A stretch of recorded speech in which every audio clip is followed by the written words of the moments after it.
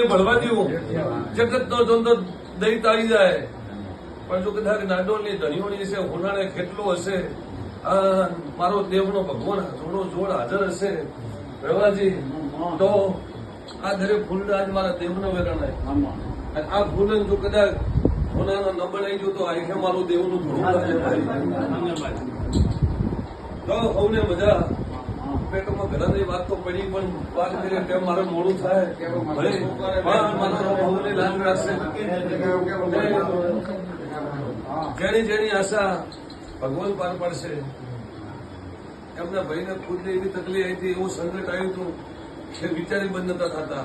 મારા કરતા જો દવા ગોળી તો હે, પણ એમ બોલી કે ગમે એટલો મગજ ભમે નહીં, કેટલો છોકરો તમારો લેખે.